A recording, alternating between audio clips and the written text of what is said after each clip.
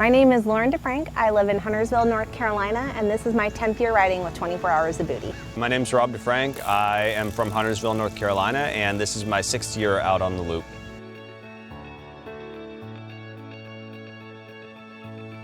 In the fall of 2012, I was diagnosed with Hodgkin's lymphoma when I was a senior at Queen's University of Charlotte. I met Spencer and Susan Luters, who were so generous, and they became my donors for the scholarship at Queen's.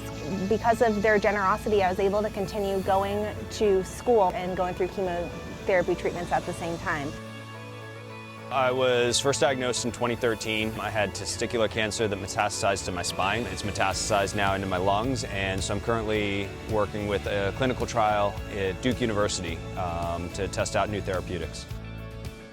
Rob and I actually met through Wind River, which is one of the beneficiaries at 24 Hours of Booty.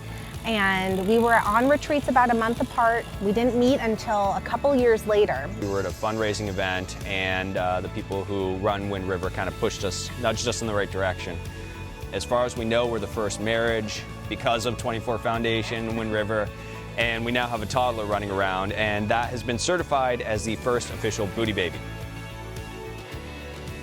Between Rob and I and our cancer journeys, we have been able to take advantage of almost every beneficiary partner that 24 Hours of Booty has. And so being able to raise money and give back to people who are currently in treatment now just makes me emotional. I mean, we're able to give back to programs that we know work and help you while you're going through your cancer journey. It's emotional, especially at the start of the race when we do the Survivor Lap with Rob and I both being cancer survivors, just being able to be here another year and be so thankful for where we are. And now with it being 10 years, this is something our family plans to do every year, and hopefully our son has a love of it just as much as we do and keep the tradition going. When I was first diagnosed in 2013, I was single at the time. It was definitely lonely, and it was difficult. And I met Lauren while I was in remission, and it was about 3 months before I had a recurrence of cancer. I texted her one night, said, hey, not a big deal, but I'm losing feeling in my legs, and so I'm gonna drive myself to the ER. Of course, she dropped what she was doing, she came straight to the ER. And I was back in the hospital for a month, and Lauren lived there with me. We had only been dating for a couple months. We had met a few months earlier.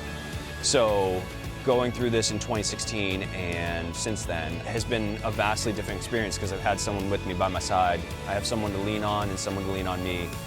When I'm having struggle, tough time, I can look over at her and get a hug that I need. And there's a big difference in that.